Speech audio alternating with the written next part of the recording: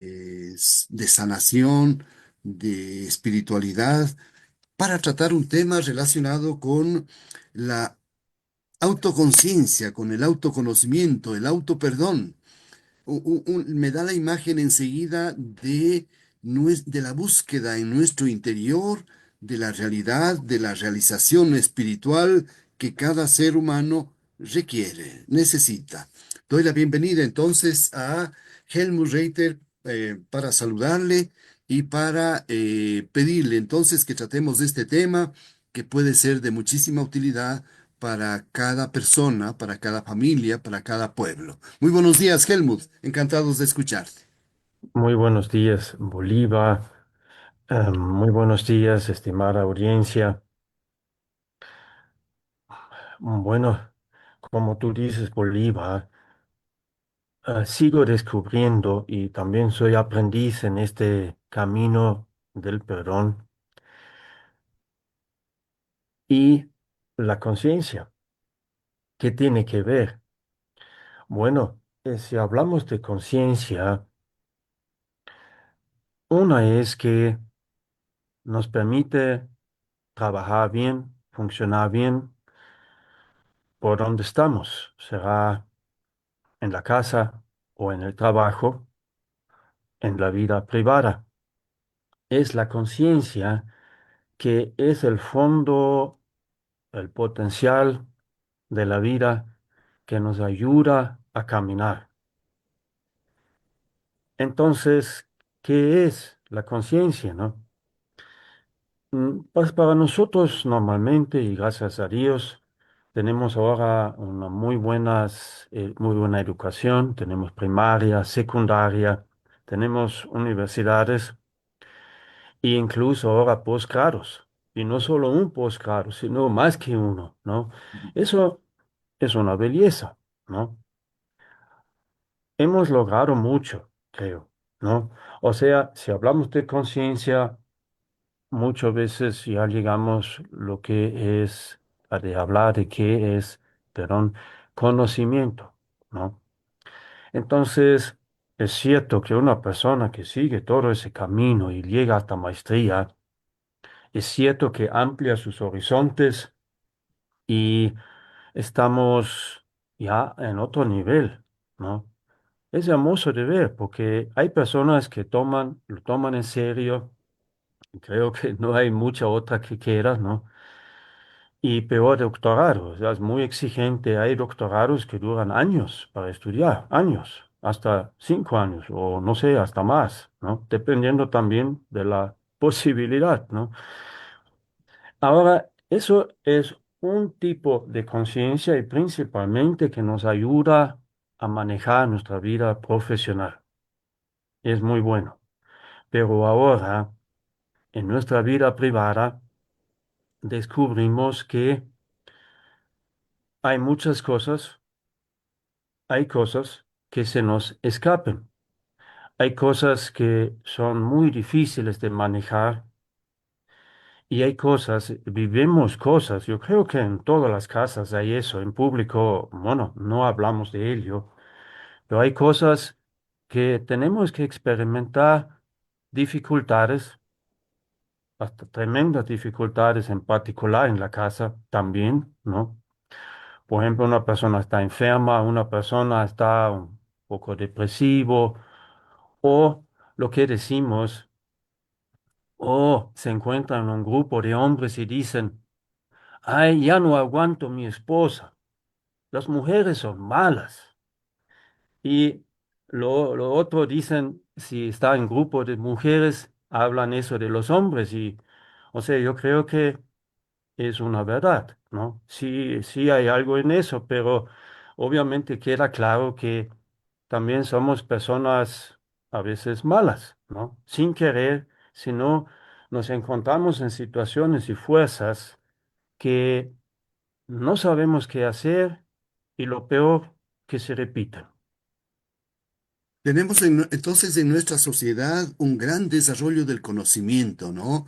Sobre todo el sistema educativo, el sistema universitario. Hay cosas muy importantes en la medicina, por ejemplo, Helmut, ¿no? En la psicología, en las ciencias, en las ingenierías, en el mundo de la electrónica, de las tecnologías. Hay muy avances formidables, pero pareciera que podemos hablar, pareciera que tú comienzas a enunciar la idea de que hay otro tipo de conocimiento, ¿no? Que tiene que ver con el autoconocimiento, con la autoconciencia, con el autoperdón.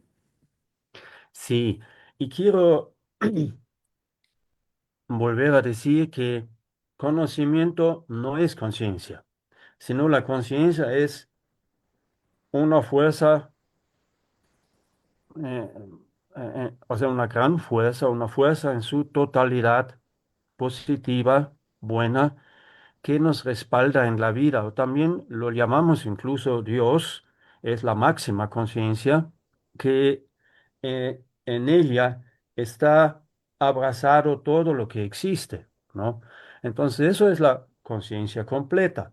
Pero todos participamos en esa conciencia y no es posible que no sea así. O eso primero, la conciencia es eso, es una gran fuerza, es una, en cierta forma, una totalidad, no para entenderlo como poder, o sea, sí es un poder, pero lo principal de la conciencia es que da luz, da claridad, nos despierta el amor dentro de nosotros como una principal calidad de ella, cualidad, perdón.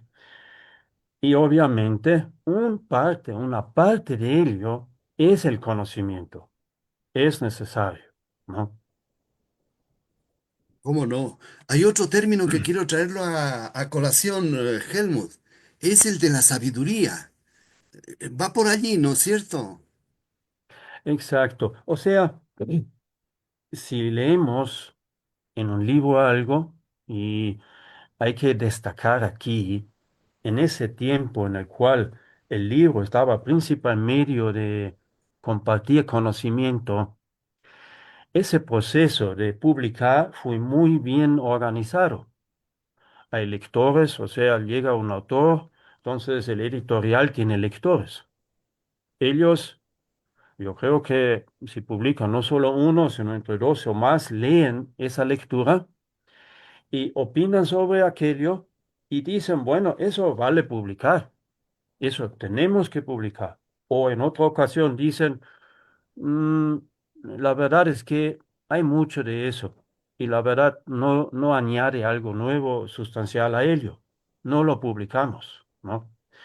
Al contrario de ahora, en el Internet, en nuestros medios digitales, cualquiera puede publicar cualquier cosa y no hay esa organización y ese régimen, excepto la atención pública, la atención masiva de personas que decide si es negocio o no. Incluso ha crecido enormemente, ¿no? Veo, por ejemplo, redes, comunidades digitales que están, por ejemplo, dedicadas a compartir los libros, las lecturas, ¿no? Hay como un crecimiento exponencial, se suele decir, un crecimiento enorme de las posibilidades de tener este conocimiento, Helmut. Sí, ¿sabe qué? Otro fenómeno que está unos 2 meses, perdón, observo que yo tengo un video en YouTube. Hay un tema interesante y en el primera página, la primera imagen que aparece es atractivo. Cuando veo el video, no tiene nada que ver con esa imagen y la única razón que tenía es atraer público. O sea, al Hay momento de mucho abrir, sensacionalismo, ¿no? exacto, corre un poco. La cosa es, debemos darnos cuenta que una parte del Internet y es aceptable y comprensible, o sea, que se usa así. Solo debemos estar claros sobre aquello que sí es para hacer la vida, para hacer negocio. Y la otra parte del Internet son personas sinceras, son honestas, que para ellos el conocimiento es algo sagrado. Muy bien, pero vamos a lo nuestro, ¿no? En el campo del desarrollo espiritual, de la realización espiritual, en cambio tenemos este conocimiento al interior, porque el primer conocimiento del cual estábamos hablando es un conocimiento de la realidad externa al ser humano, ¿no? Aunque, por ejemplo, la medicina pueda o la psicología pueda trabajar al interior del ser humano, de hecho, la psicología es un área nueva. No, no tiene muchos años de vida. Yo recuerdo, por ejemplo, que en la Universidad de Cuenca, hace unos 15 años apenas, se creó la Facultad de Psicología. Es decir, es un conocimiento nuevo y los psicólogos antes casi que no eran aceptados. Hoy hay muchísima gente trabajando en esa línea, ¿no? Es decir, está surgiendo académicamente y de manera personal esta autoconciencia, este autoconocimiento, esta interiorización en la conciencia del ser humano. Sí, Bolívar hablando así me da asombro a qué belleza, a qué magnitud, a qué altura hemos llegado en el conocimiento académico, conocimiento científico, todo, ¿no? Y al otro lado, si vamos a nuestra casa o a las casas, ¿qué encontramos ahí? También hay estadísticas y no son nada prometedor. Solo sí quisiera compartirles que en Europa, e incluso en Austria, o sea, la Austria sí, yo estimo un país, como diría, como austriaco, un poco más humano, ¿no? Incluso en Austria, la cuota de divorcio está por los 50%. O sea, el campo de batalla que tuvimos miles de años afuera, y obviamente creo que también dentro de la casa, pero ahora el principal campo de batalla está dentro de la casa. Tú te refieres al conflicto, a la violencia, a esa serie de problemas que efectivamente están destruyendo nuestros hogares, nuestras casas, nuestras familias. Sí, sí. ¿Y cómo se ha vuelto un fenómeno ya absolutamente común? Hay que enfocarlo, hay que avanzar en ello. Yo creo que para eso es la razón por el cual la psicología llega a ser importante. Y justo el día de ayer habló con mis alumnos que yo enseño el idioma alemán y hay algunos de ellos que comienzan a aprender el idioma y ya van en 2 meses ya va a Alemania. O sea, él va a escuchar solo alemán. ¿Cómo va a estudiar? Entonces se sentía abrumado y dice, ¿cómo voy a vivir eso? ¿No? Y hablamos juntos sobre aquello y coincidencia, ya estaba una psicóloga también en el grupo, ¿no? Entonces me alegró mucho de ver cómo los jóvenes ahora se comunican y ya integran esa parte en su diario vivir. Les fue una necesidad bien fuerte de también enfocar eso. Cómo no, Helmut, hay que saber que las estadísticas están mostrando una gran cantidad de problemas de salud mental en la población, ¿no? Incluso desde pequeñas cositas como podría ser el estrés o la ansiedad, que a veces se vuelve muy compleja, hasta el suicidio, ¿no? Es decir, es un mundo que es en relación a la conciencia, Helmut. Exacto. Y yo creo que a un lado es muy duro de ver. Y bueno, siendo sincero, también vivimos, y yo mismo vivo a veces cosas muy duras conmigo mismo, así en la vida privada, ¿no? O sea, es parte, ¿no? Ahora, esta situación nos ayuda a exponer el próximo tremendo desafío que tenemos, avanzar aquí, de lo que estamos hablando ahora, avanzar, ¿no? O sea, yo creo que la máxima necesidad que enfrentamos como seres humanos en el siglo XXI es esa. ¿Y cómo comenzar? ¿Qué hacer? ¿cómo, o sea, qué conocimiento hay ahí? ¿Qué hago? ¿No?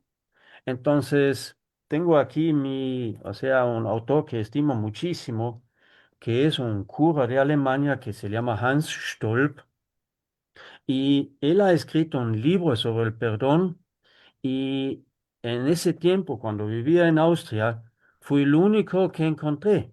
O sea, primero, hay muy poca lectura sobre un tema tan fuerte, ¿no? Y segundo, el título es La fuerza liberador o reconciliador del perdón.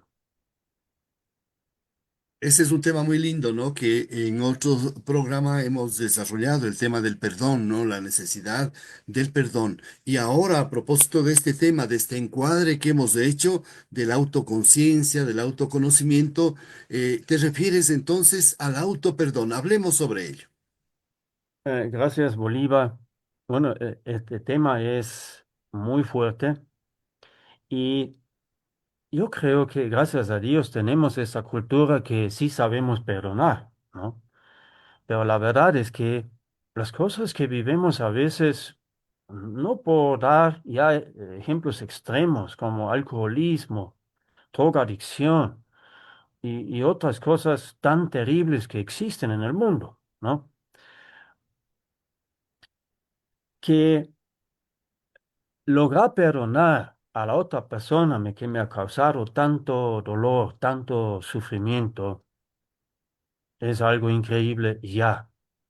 Pero ahora, si vamos a la vida de esas personas, descubrimos que sí ha logrado perdonar a la otra persona, pero la vivencia a uno mismo le ha hecho duro, duro, duro. O sea, incluso el cuerpo, los músculos, sigue ahí, porque la parte del autoperdón o perdonarse a sí mismo no ha sido enfocado bien todavía.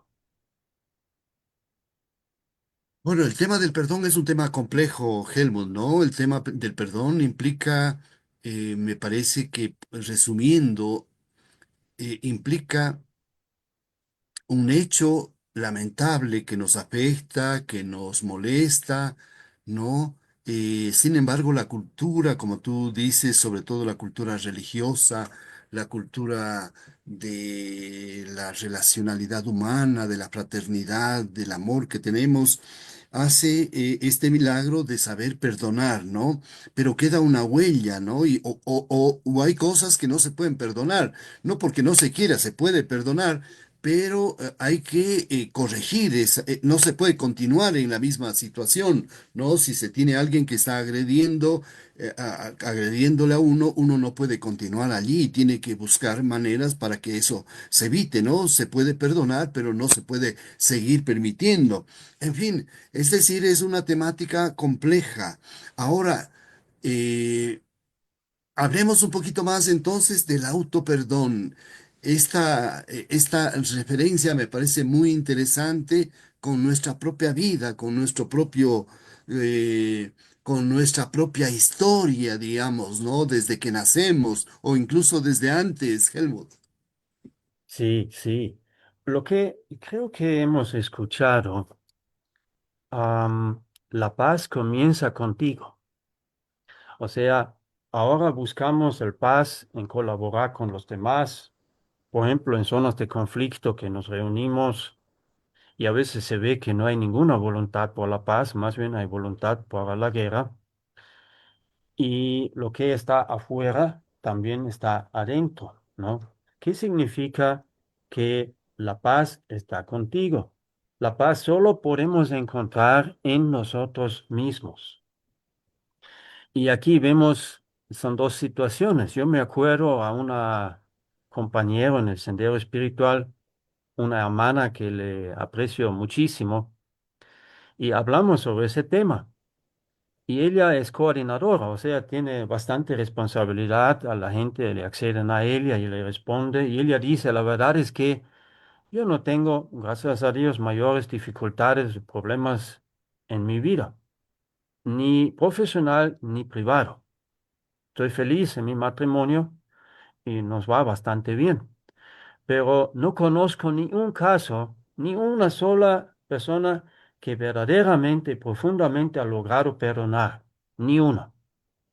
Al otro lado, el autor dice, una persona que es honesta, sincero y de corazón desea perdonar y comienza con ese trabajo sincero interno personal, que es inevitable, indispensable, él dice, a pesar de que aparece imposible perdonar frente a tales crueldades, barbaridades y lo que se ha vivido, pero dice él, no se preocupan, al momento que está seriamente dispuesto, comenzando a caminar en el sendero del perdón, la luz de Cristo les acompaña. ¿Qué es eso? No estamos hablando de esa luz del día, sino estamos hablando de una luz que está ahí, precisamente está ahí después de que Cristo ha vivido, ¿no? Justo eso es su legado milenario, que él ha dejado como un alma súper especial, única y divina, el Hijo de Dios, ¿no? Entonces, esa luz de Cristo acompaña a la persona desde su primer paso en ese proceso del perdón y sobre todo del autoperdón, ¿no? Ciertamente, ¿no? Es como decir que eh, la presencia divina, el Espíritu de Dios, la presencia de Dios mismo, puede ayudar mucho en este esfuerzo que hace el ser humano para perdonar, ¿no? Para superar los problemas de desentendimiento, de ofensa, de ataque que ha recibido una persona. Vamos con el autoperdón. ¿Qué pasa con el autoperdón? Bueno, el autoperdón es clave porque si perdonamos a los demás y no perdonamos a nosotros, quedó a medias, ¿ya? Ahora, a veces, gracias a nuestra cultura que manejamos a nivel social, que si somos cristianos nos enseñan desde pequeño y lo perdonamos y creemos con eso está. Eso no es así, ¿no? O sea, una primera dificultad es reconocer qué desafío de verdad es. O sea, el gran desafío primero es cómo comienzo, cómo llego a tal punto que se puede decir, bueno, mi persona ahora está decidido de perdonar. O sea, de ambas maneras. Y como la segunda parte brilla por ausencia en general y requiere profundidad y seriedad, no está presente en nuestra sociedad. Eso es un primer desafío. Y por aquello hay que mencionar unos requisitos. O sea, si vemos que el perdón sí existe, sí es posible, hay ejemplos que sí lo han logrado perdonar, pero profundamente incluyendo el autoperdón, vamos a reconocer que esas cosas se les llama sagrado. El perdón es sagrado, requiere muchísimo respeto y un sacrilegio fuera de exigir perdón nomás o perdonar así nomás, pero la verdad es que ni siquiera comienza el proceso interno. Entonces eso es un punto. Y el segundo punto es que debemos reconocer hay una realidad interna, o sea, una realidad fuera de la vida externa, interna. En esa parte descubrimos justo estos impulsos, estas experiencias, sensaciones, sentimientos, emociones negativas hasta malas. ¿Cómo no? Eh, a ver, yo descubriría dos casos, ¿no? El un caso es que cuando estoy enfrentado a una agresión externa, por ejemplo, entonces tengo una necesidad de perdón, tenemos una cultura del perdón, pero no se resuelve fácilmente eso, queda allí, hay una huella, hay un problema, ¿no? Y entonces tú dices que hay ahí una serie de sentimientos, de emociones que están como convulsionadas, para llamarlo de alguna manera, ¿no? Bien, ese con respecto al otro, con respecto a lo exterior, al perdón en general, al perdón a los demás. Pero tú dices que en ese mismo momento hace falta un auto perdón. Exactamente. O sea, lo que se requiere es un proceso interno que manejamos de una manera muy cuidadoso, cauteloso y es una disciplina. O sea, para llegar a tener una base para perdonar, perdón, se requiere un proceso preparativo. O sea, si muchas veces, como en la sociedad no está establecido como tal, afuera yo tengo conocimiento, soy exitoso, gano plata y todos me ven como bien, ¿no?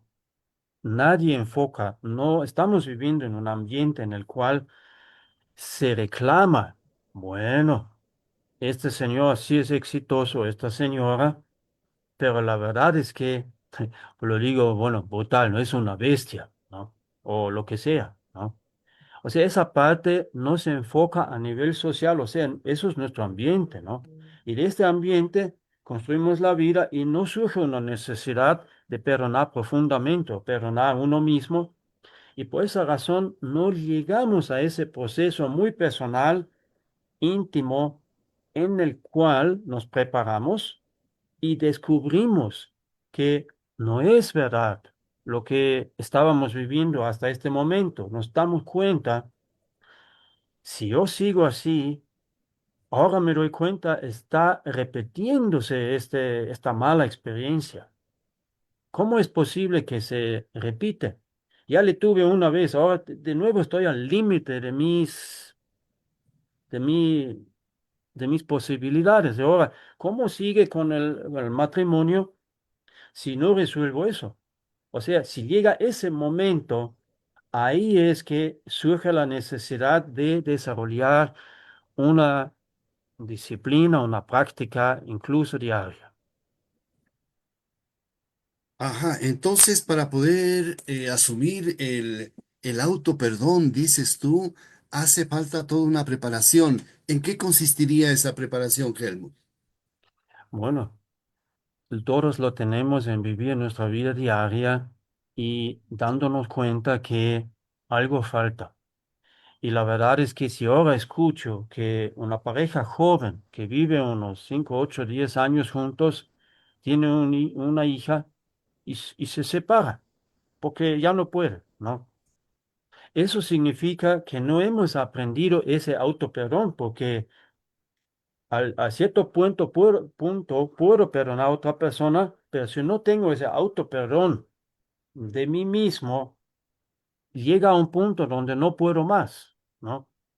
Pero si logramos perdonar a nosotros mismos también, sí podemos seguir, ¿no?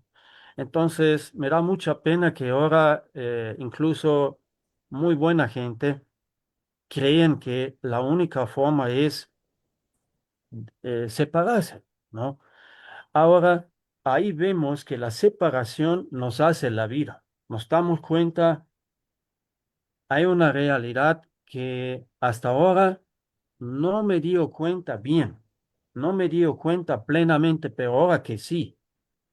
Y como es así, quiero aprender. Y hay mucha gente que ya se dedican a eso y ahí está el comienzo para trabajar en lo que le podemos llamar perdón muy serio que incluye el autoperdón, ¿no? Entonces tenemos a una persona que en general estamos hablando de, por ejemplo, en las familias, el separarse, ¿no? El esposo separarse de su esposa o incluso con los hijos. Este, esta ruptura, por ejemplo, también el poner distancias, ¿no? Aparece como sano, aparece como necesario. Entonces, estamos hablando de múltiples formas de separación, no solamente de una pareja. No, entonces, tú dices que hace falta allí esta preparación para perdonarse a uno mismo. ¿Cómo sería eso? ¿Cómo lo hacemos? Bueno, como te digo, eso comienza en realizar que no quiero seguir así. Y al momento que llego a eso y me decido, hago un compromiso bastante serio conmigo mismo, comienzo a aprender. Y eso requiere regularidad, eso requiere dedicación. Y la verdad es que si llegamos a ese nivel, buenazo, estamos en el mejor lugar para comenzar. Y ahora es cuál entonces es el primer paso que desarrolla gracias a ello. O sea, la primera consecuencia verdadera de tal realización, que podríamos incluso ya llamar espiritual, es que sabemos muy bien, es muy serio. Si no me dedico, si no tengo un compromiso serio y trabajo incluso a diario en esas cosas, ya sé que no voy a avanzar, ¿no? Ahí comienza el autoperdón.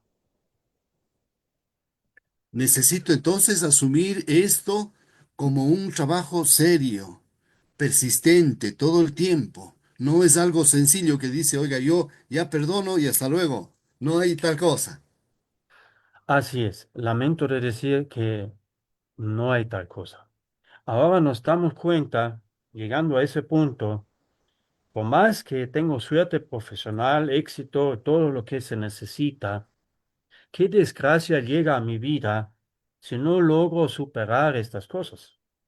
Entonces, llega a recibir el lugar el cual corresponde, el primer lugar en nuestras vidas.